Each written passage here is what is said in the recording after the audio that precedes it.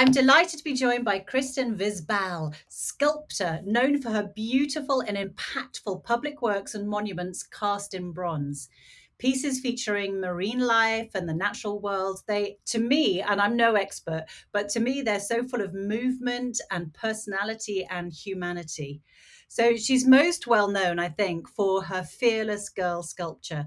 It's a 50-inch or so bronze child installed March 2017 in celebration of International Women's Day across from the Charging Bull in the New York Financial District. She's since moved for Fearless Girl. More of that to come. Suffice to say, Fearless Girl has become a symbol of female empowerment and the gender diversity in leadership, or the lack of gender diversity in leadership. And Kristen has been named, I think, probably as a result, as one of the 200 women who will make you see the world differently. She certainly did for me. So welcome, Kristen.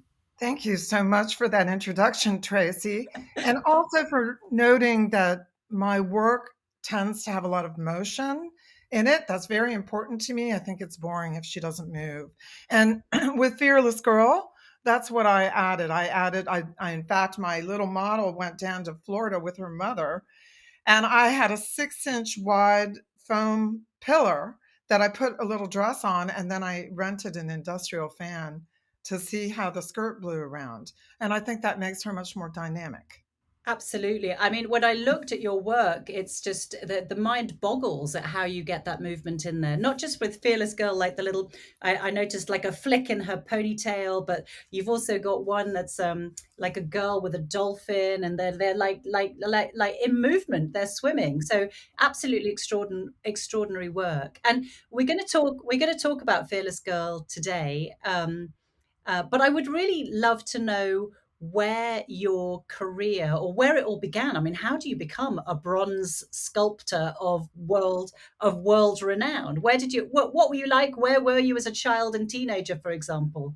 Yeah, I had very special parents. And in 2017, I participated in the Day of the Girl Child event. It was being hosted in Paris by Plan International. And there were 12 of us that acted as mentors for the girl child that was sent by various countries. They were voted in as the ambassador of their country to participate in this event. And what I noticed is 11 out of 12 of us came from the kind of background that I had, which was very supportive parents. So I remember my father was a diplomat, my mother was a painter. She did do some sculpture, but she was always teaching drawing and painting in the basement. And my father was fluent in Spanish. His mother was from Valencia, Spain, was born in St. Louis, then grew up in New York City, speaking Spanish in the house. So foreign service made sense for him. He was stationed in Latin America, and there's 4 children, and out of four, three of us were born abroad. I was born in Montevideo, Uruguay, and my brothers in Bogota, Colombia, and Lima, Peru, and then my sister in Washington, D.C. So dad was very into politics. He was an economist for the Inter-American Development Bank and spent his career trying to improve the quality of life for the people that were not so fortunate in South America. A lot of the Indians, maybe from the mountains, setting up reading programs and things like that.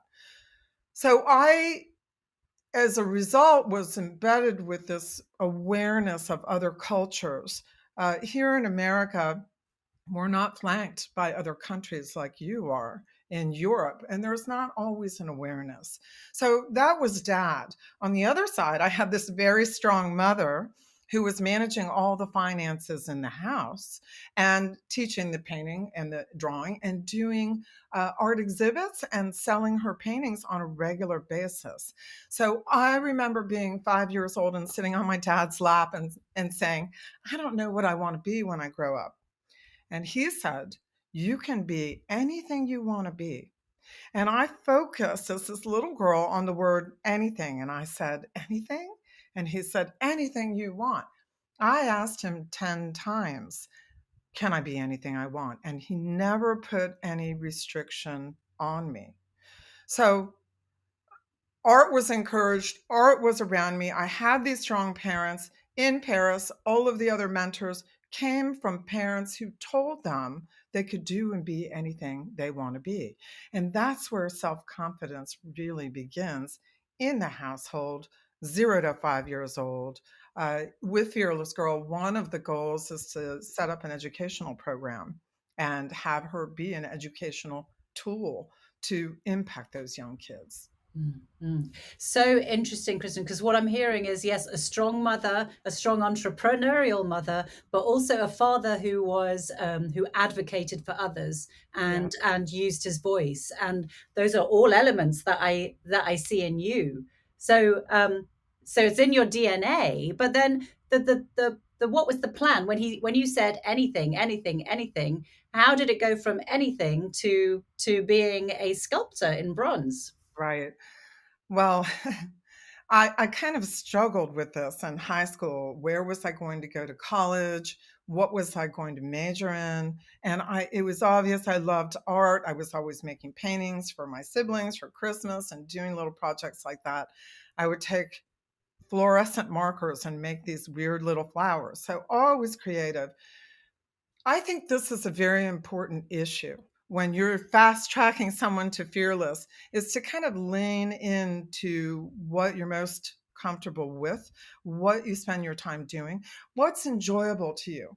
So for me as a youngster, I negated all of that artistic inclination. Even though my parents were saying you can do and be anything you want to be, I thought, well, I'm not going to make a living as an artist. I can't do that. And I consciously moved away from it, went to school in Arizona. I was a marketing major. And eventually, it took 10 years before I went back to college. And this time, I was going to do a career in packaging, like uh, designing perfume bottles, that kind of an emphasis. And I was in a color class. I had to take an art class, an elective course, and I took an independent study class in clay. And the moment that I stuck my hands in the clay, I had this overwhelming sensation that I'd done it before. And I changed my major to sculpture. I wasn't at an art school. It was just a local college here, maybe an hour away.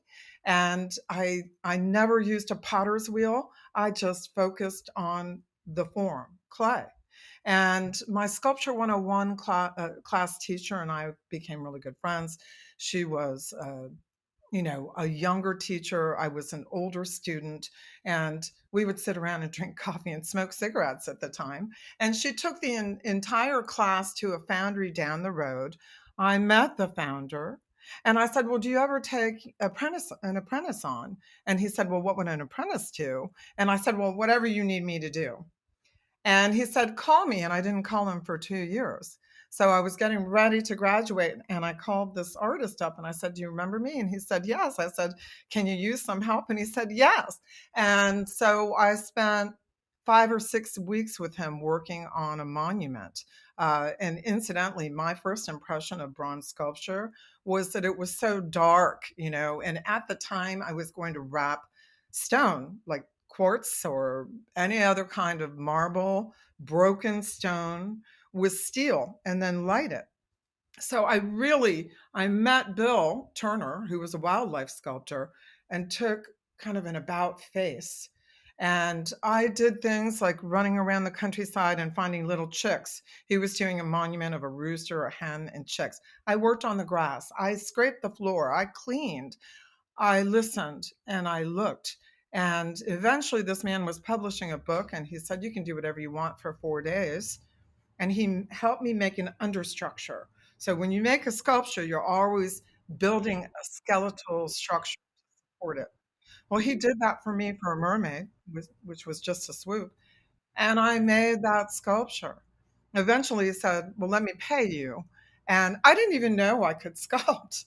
And so when he came back, he was surprised. I was surprised. He said, let me pay you for your work. And I said, I don't want you to pay me. I want you to cast this little mermaid sculpture in bronze. And he did. And meanwhile, there was a mold maker working at the foundry. And I started talking to him. And he said, well, you don't want to bronze sculpture is multifaceted. You have to have a certain amount of skill at each stage. And he said, you don't want to learn one aspect of the casting process or you'll be pigeonholed working in this one little space in the foundry. You need to go to the Johnson Atelier, which is in Mercerville, New Jersey, and home for Grounds for Sculpture, which is an amazing sculpture park with large abstract works. And he said, go up there, apply to their program, and learn the process of lost wax casting. And I went through the foundry, and they said it's a 6-month wait. And I said, okay, I left. There was a student from Belgium who could not get a visa. And 2 months later, they said, why don't you come right now? And I went and I learned and I earned apprenticeships in wax casting, mold making, not wax casting, but wax chasing, and patina. So I spent maybe 3.5 years there, and then a great big man chased me down, and I abruptly left and came back to the Eastern Shore. So that's how I got into it. Yeah, I mean that. I mean, there's so much in there that I want to highlight, and isn't that interesting that I think so many of us, despite the fact that we have this passion or this burning inside us, feel that we can't have a future in that. For whatever reason, and we go after, well, I've got to make a living, and then get to a certain point. I see so many talented people who can do pretty much anything, but ending up in careers where it doesn't lift their spirits or spark joy. And so when Right. you look back, I'm just curious to know, when you look back, you had parents who said you could be anything. You had this passion and this talent, and you didn't go down that route straight away. What was it that was stopping you from just following your passion? So I believe that it was society's reverence for money and a certain quality of life. And I wanted that. I mean, we had a privileged upbringing, both in South America and here. I grew up in Potomac, Maryland, which is a suburb of Washington, D.C. And I couldn't see a path in my mind to actually make a living as an artist. And if I impart anything in this interview, it's that you really need to listen to who you are because you can make a career out of literally anything. I mean, you're a coach, you love helping people. You're obviously interested in philosophy, right? So that makes you able to help someone. Art really chose me. I didn't choose it. And even though I went as and was an apprentice to study lost wax casting, I never really took a modeling class. I had a couple of drawing classes. So you have to listen to yourself, listen to who you are, trust that you'll find a path forward. And for God's sake, do something that you love. Because I remember an article that I read, I think as a teenager, that said 80% of us do not do something that we enjoy. So, I don't know why I didn't go down that path in the beginning. And I would say that it has to do with the lack of self confidence at that time. That's what I think got in the way. I was the youngest in my family. I would often pipe up and say something, and people wouldn't even hear me. They were so busy talking to each other. And the message that I got was that what I had to say wasn't important. It took until my mid 30s before I understood that it really didn't matter what somebody else thought about me. It only mattered whether I was being true to myself and doing what I believed was the right thing to do. And if I focused on that, it didn't matter what they thought. It's like being a politician. You're never going to please everyone. And understanding that is very important to fulfilling your own path. You can't be deterred by what other people think. I was I took a detour because I couldn't see the path forward to exist. And to be honest, the life of a sculptor is not a glamorous life. It's a hard life. It's a million hours spent by yourself. You can't be creative unless you're on your own. I mean, usually, sometimes you can collaborate with someone, and the money is never steady. So you need to do it because you love it. You have to select and then figure out how to make money at it, right? You can always find a way if you're creative. Yeah, absolutely. It's like if you there are many reasons that we don't follow our passions right from the beginning, and you've pointed out lack of self confidence, or you don't think it's possible. There are so many reasons, and I think you're absolutely right that that true confidence comes from really being fearlessly you. But that takes work, doesn't it? You have to Right. go on that journey. But tell me, Kristen, I mean, you mentioned the life of a sculptor is not an easy one.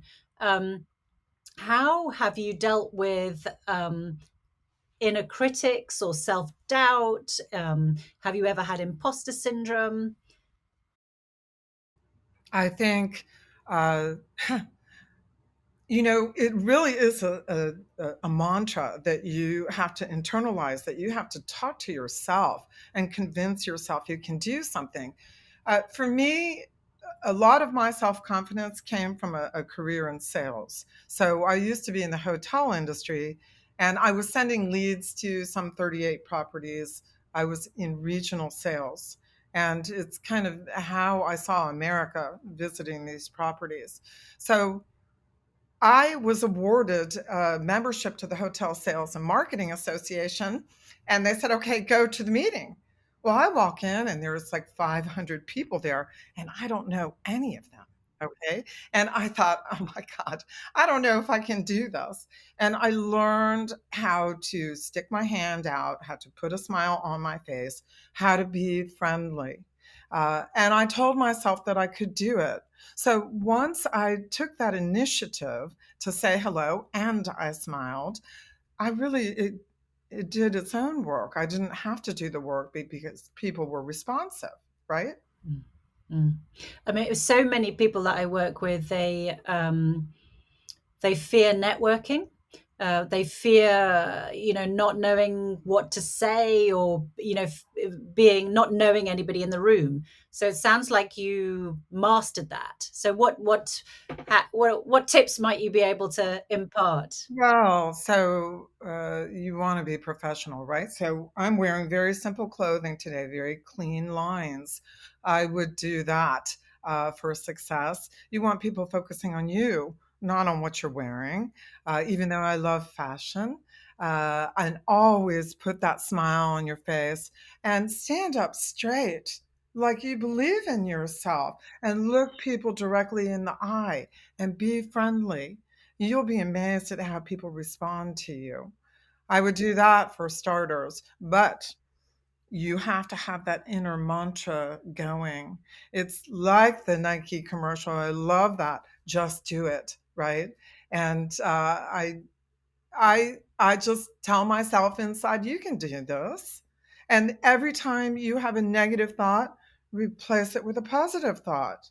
You have to do it. That's the only way. And as an artist, there are probably hundreds of artists that are better than I am at sculpting. I've seen some amazing work. But if you cannot present yourself, then you cannot be successful at it. Bronze sculpture is a very expensive process. So, in order for me to continue to work in this medium, I have to make money. And in order to make money, I have got to be able to present myself clearly and in writing. And most artists don't do that. They can't do that. If you think about life, everything you do, you're selling yourself. When you make a new friend, you're selling yourself. When you go on a date, you're selling yourself. You're always selling yourself. And you need to be able to understand what your strengths are and build on those. Fantastic. Such amazing tips and advice. So I want to move on to adversity and obstacles. And also, I think probably is a a chance to point for you for us to talk about a fearless girl, because I Yeah. hinted at the beginning that she used to be across from Charging Ball, but she's since moved. But so will you tell us first of all about your inspiration for Fearless Girl and how she came about? So, this is a beautiful story. Fearless Girl, first and foremost, is empowerment. Secondly, I would say gender collaboration is the ultimate message behind Fearless Girl. So the idea of Fearless Girl was a collaborative decision.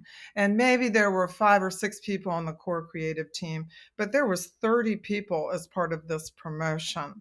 So the idea was to call attention to the glass ceiling that women face in the Wall Street community in particular in regard to equal pay and promotion. So the idea was already in place when it was presented to me. When I came on board, because I'm a woman and because I could do this and because I wanted to celebrate my fellow women, but also when I was presented with the idea, Tracy, I laughed. I thought, wow, look how we could use sculpture and realism to send a clear and concise message. And I had never done that before in my career. It was always something of aesthetic beauty, not necessarily with a specific message behind it. Well, when I entered the scene, the figure grew 15 inches. I added that wind, which I remember, I think it was an ABC reporter who said, well, that's what makes it successful. I did 7 hairstyle drawings, and we made a collaborative decision as to what kind of a hairstyle she would have. That ponytail is based on my Jessica work. So that's how she came about. And so, uh, the park is actually owned by a foundation. The foundation did not want us to place Fearless Girl in the park. So to get around that, and the idea of a girl in front of Charging Bull was McCann Advertising in New York, right? McCann Advertising New York is a big company. What they did is they went to the city and got a permit to place her on city grounds. And we just extended the point of Bowling Green Park by like 6 feet. We put a stainless steel plate down, we grouted it with cobblestone, and then we placed the figure on city ground. It was very interesting, actually. But we needed Amazing. a big team. Yeah. Um, And and, we and put, so sorry, Crystal, Kristen.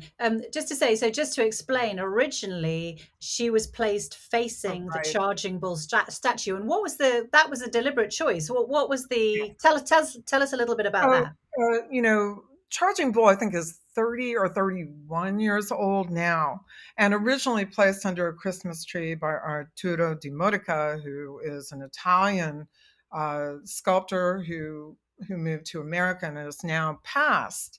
Uh, so the idea, this charging bull was placed as inspiration to the American public to convey the strength of the American public, but also the strength of the financial community there. And over all of these years, it had a negative connotation. And that was the old boys club on Wall Street, where women were being marginalized, women were being passed over for the promotion, they were being diminished, they were being underpaid. And the ad agency had wanted to do something with Charging Bull for 2 years.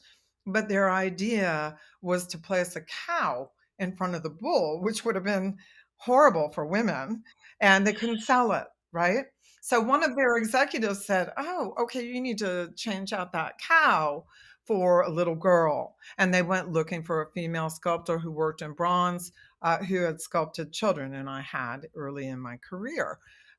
So it was a surprise to place the figure there. We wanted her to be a surprise to the public, to appear in front of Charging Bull just the same way as Charging Bull appeared on the street overnight.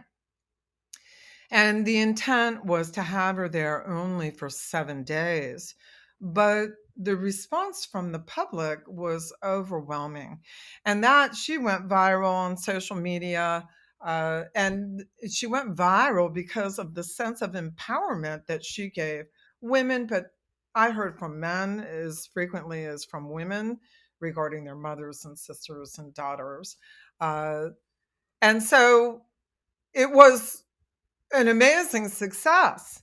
When I left the work after we installed her, I said to everyone, well, she's either going to be an enormous success, people are going to love her, or they're going to hate her.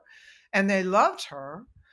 Then installed her, or we entered her into the Artervention program, which is part of the Department of Transportation in New York City. She had 11 months there. Mr. Demotica, a conservative, the Charging Bull sculptor, conservative Italian man, did not like the way that Fearless Girl changed the meaning of his work. And nobody had told him that we were going to place her there. I asked 3 times, but it was only for 7 days. We didn't intend to keep her there. So once we unveiled her, there were a lot of incidents that occurred. One of them was this artist who threatened to sue. Then there were the women who were saying, "Why did you make a little girl? Are you trying to diminutize women?" That wasn't the point. The point was to send a message about the importance of women in the business community of tomorrow. Okay. Then we had some lewd man lewdly demonstrating in front of the figure, which was very disappointing.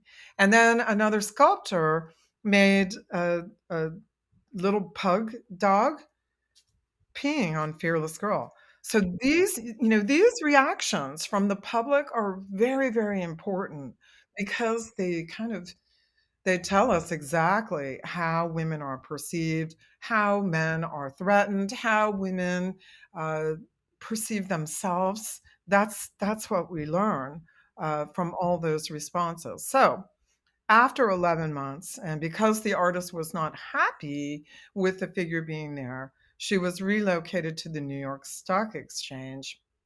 State Street Bank assumed the first casting, and they are financial. So they moved her to the New York Stock Exchange. I like that placement. It is sort of the scene of the crime that we made the figure to stand up against. And so she stands now across from the New York Stock Exchange. Yes, and I went to visit her myself in February of this year, and Mm. I took my daughter, my 16-year-old daughter. We went a special trip down to see her, and there she is. And I have to say, seeing her in person, it's just a very moving experience. And what I love about that, about her, is her stance and her pose. Her chin is up, her hands are on her hips. She To me, she looks like just full of spirit and hope and all those kind of things. So can you tell us about what you, as an artist, you wanted to evoke in the sculpture? Yeah. Thank you so much. I'm so glad you went to see her in person. That's great. The idea was to have a figure that was strong, but not belligerent and not angry, right? Just strong. And to have a child that anyone could relate to. She, I think, looks very Caucasian, but, bronze darkens. And I find that a lot of Black women also really identify with Fearless Girl. The point is, it is a child that's standing up to adversity and standing up for her rights. That was the point of the work. And there's a lot of research out there that shows that women do not ask for what they're worth. So if you want to be paid equally, it begins with you. And then again, that's, there's a responsibility there. What are your skills worth? Do the research, put it in paper, put it on paper, uh, ask for the promotion, and don't be afraid to ask for what you're worth. And also, Tracy, what I found is there's another body of research that states that women promote other women. So if you're looking for a new job, then you need to be looking at who's in management. Are there any women on that board of directors?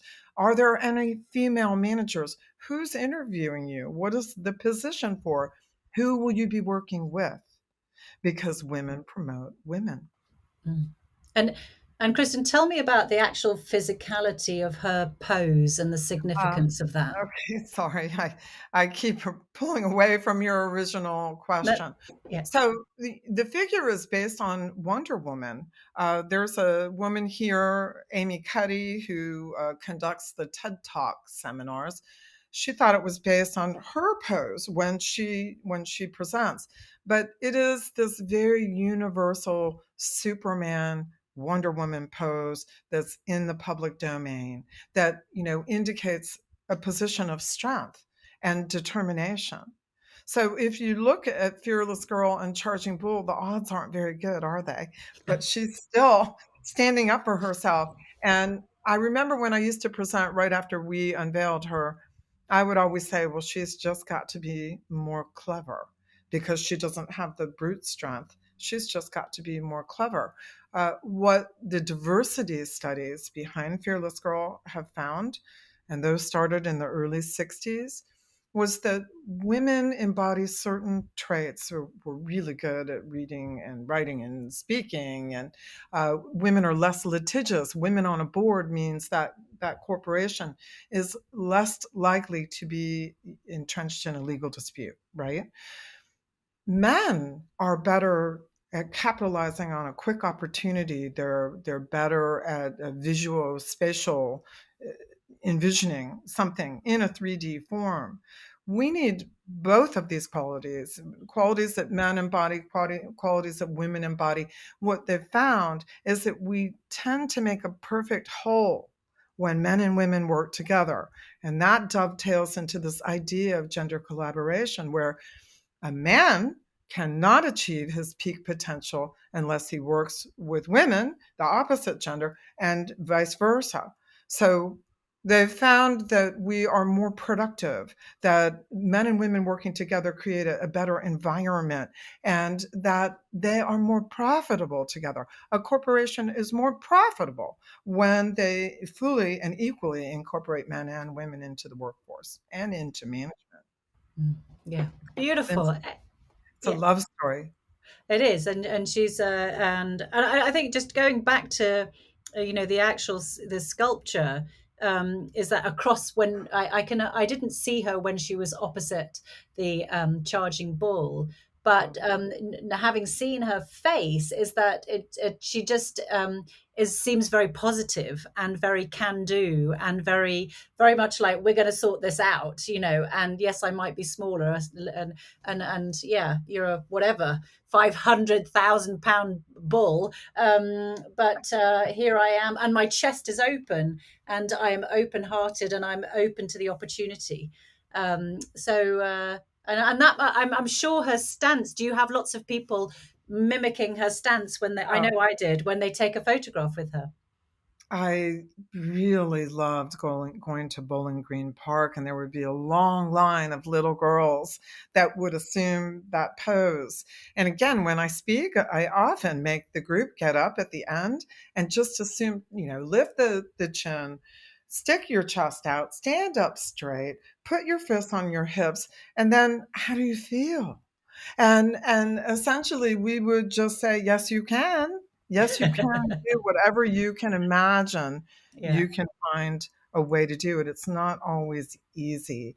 yeah. I myself right now face enormous adversity, enormous difficulty in my life, probably the most difficult time in my life. And to assert my rights, I'm going against the system. And it's actually exactly why we unveiled Fearless Girl, Mm, was to tell women again to stand up for their rights. yeah. So I am trying to assert my rights, and it's not easy.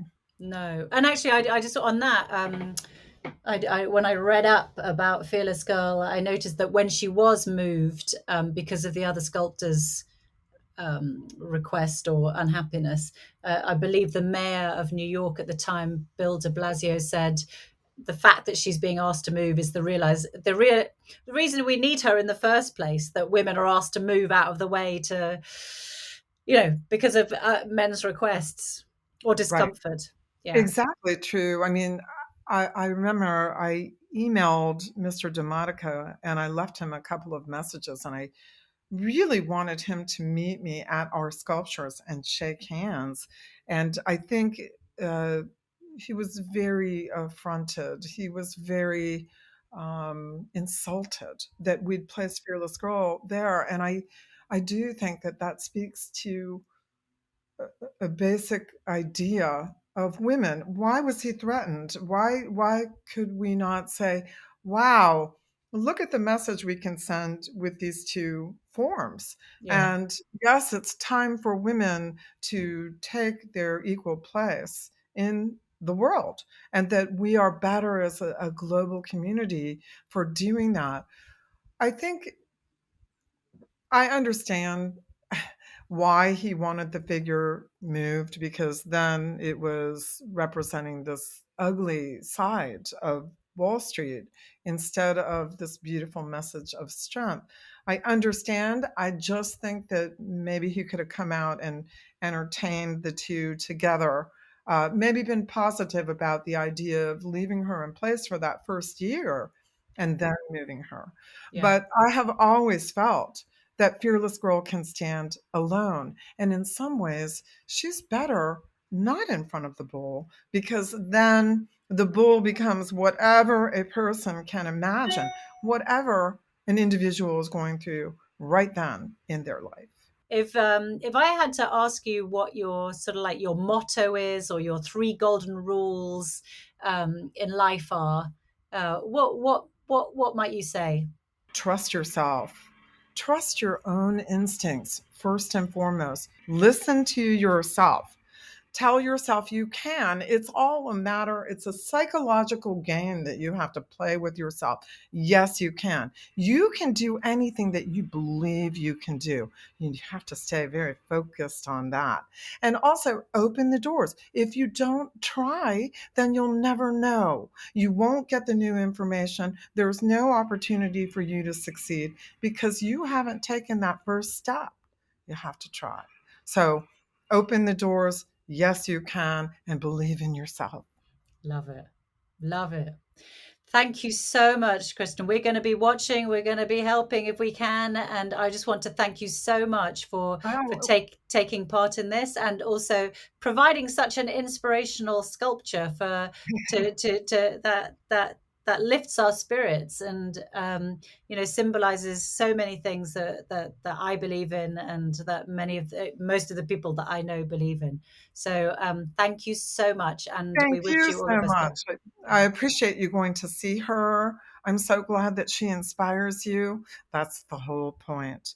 And I hope that Fearless Girl will continue to uplift for thousands of years. That's the great thing about bronze. It lasts forever, unless you melt it down. Thank you, Tracy. It was a great opportunity. I appreciate it. Thank you.